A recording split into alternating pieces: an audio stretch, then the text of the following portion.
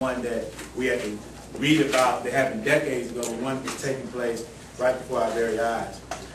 So as I got active at Howard, Howard was more like a clinic for me. It was more, it's interesting because most young people, well, a lot of young people, I don't want to characterize my generation that way. I'll say a good number of young people, when they go to college, and it's no fault of their own, it's just the way society gears us, the way it orientates us. They go to college, get a good paying job, and make some money. That's why they go. I'm looking for money and job skills and training. I want to be a business person. I want to do something well, something that I can bring some pride upon my family, but also something for myself and something for my immediate future. Well, I went to college for a different reason. I went to college to find myself. Who am I? Right? And to take everything that, y'all can clap for that, and take everything that had ever been taught to me, everything that I had ever heard, everything that I had ever come to know, and let's put it to the test.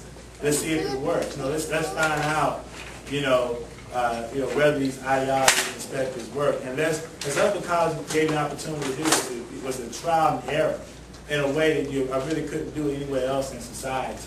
If not in college, then in Malcolm's case, in prison or something. Not that I want to go to prison, but in a sense that when you're isolated from the society and you're forced to go through a process. It was during that time that I came out of college and I was recruited to go work for the American Civil Liberties Union. I was at the ACLU that I was hired as their community outreach director. And my job and my focus there, this is in 1999, was to actually educate citizens on how to file proper complaints on civilian oversight. Some of you in this room would say, I thought this guy was going to talk about the appeal for redress.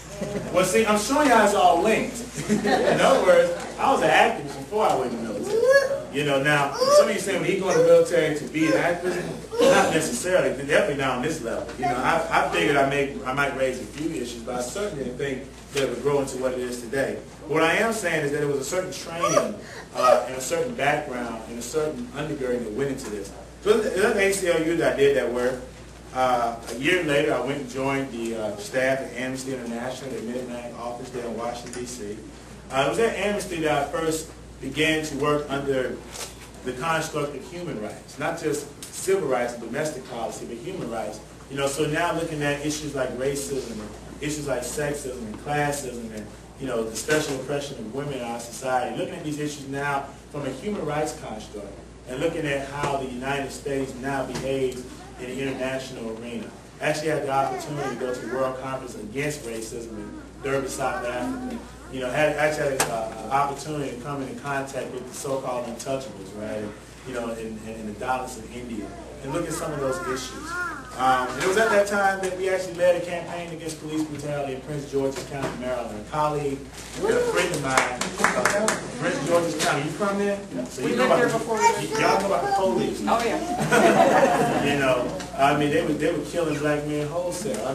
Prince Jones, who was a colleague of mine, went to school near Howard University, was the 13th African-American male shot in about a 15-month period, shot, killed, unarmed, graduated Howard. So going to college didn't free him from this sort of oppression, and his crime, supposedly, I guess, was driving the wrong car, a black Jeep Cherokee, okay, and was actually followed by a cop from Maryland through D.C. all the way to Fairfax County, Virginia, gunned down. Okay, it was this case that sparked the entire movement.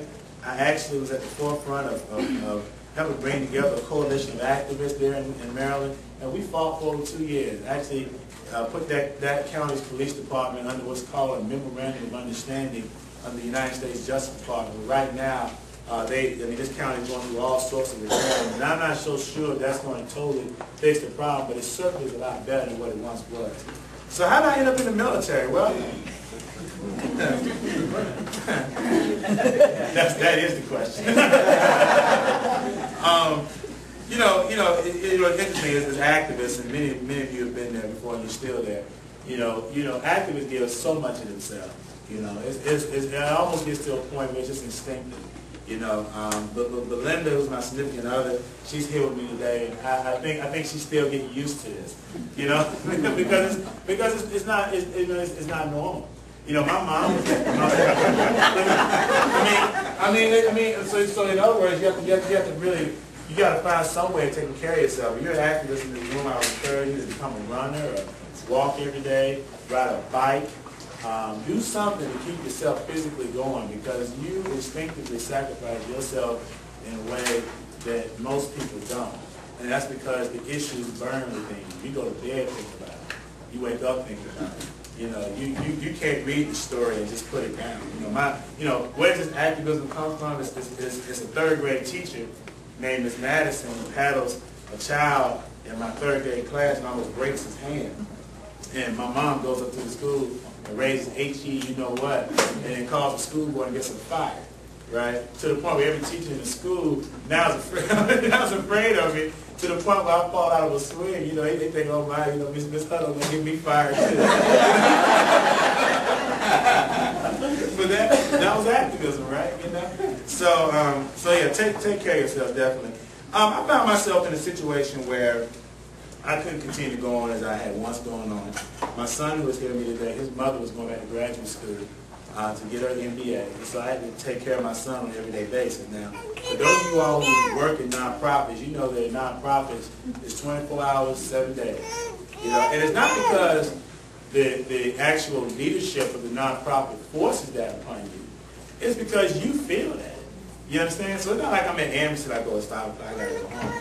No, you don't even realize what time it is, because you're still on the next press release. You still talk to the next media person. You got to go out, to the, you got to go out to the Sudanese embassy and have a rally or whatever. So in that sense, I had to sort of change how I structurally had been living at once. Try the other few job opportunities. Didn't work out as well because I just didn't have the same passion, the same training for them. And actually found myself trying to find a way to pay off my immense amount of student loans that I had gotten at Howard, almost $50,000 worth, that the government was looking for. And came across a Navy recruiter who I was pretty much, pushing off because, I wasn't raised to be pro-military at all. In fact, my mom chased recruiters away from the house. They were after my brother, and, my mom wasn't too supportive of that. But actually through it, the guy kept pestering me. He kept saying, so what is it you need? Everybody needs something, he said. And I said, I don't need anything from you. I was actually sitting in Atlanta Bread Company. And he said, well, everybody needs something. And I just finally said to him, well, heck, y'all can pay off my student loan if you want to. And he said, well, we can. So he said, how much you got? I said, well, I got about 50,000. He said, well, we pay off up to 65 for what he said, a 5-year enlistment. Okay, so then I went on to call Mommy. I'm gonna call my mother and ask her what she think about this. And my mom had to say was interesting. Then my mom said, well, she said, I don't support that Iraq war, I don't support the military, but she said, if you're going to go in, she said, I would much rather be the Navy or the Air Force, she says, because she said she don't want the Navy on the front lines getting shot at or getting killed or anything. So that got me to thinking a little bit. And then I took a few months on this, and then finally I told the group earlier, I just took the plunge. I was 26 years old. I was at a kind of a crossroads in my young life in terms of what I wanted to do. So I took a plunge and went in. I didn't even tell a lot of people because the activist community that I come out of in Washington, D.C., they went berserk. They would have literally, I could see them now, but they would have probably surrounded my house and kept me from going to the Endine station. But I didn't tell a lot of people. There was only one guy, activist, who really knew what was going on. He's an old professor now at Howard University. His name is Rod Green. And part of the reason why I told him what I was doing, because Rod was a vet who was drafted out of Yale University in 1969. He now is the director of the Howard University Center for Urban Progress there in D.C. But he also was a veteran member of the GI movement. I had heard a little bit about it. In fact, he used to talk about it a little bit. But now I was going to the military, I was talking to him about it a lot more. I want to know a little more about it. So we went in. I went to boot camp in 2004. I never get the date, January 14, 2004. Got over there to the MEP station. That's where they actually bring you in. It's like you process and come into the military. What I never forget is that all the people that I met there at that MEP station, the people that struck me as like, I couldn't quite understand their mentality or just psychologically where they were coming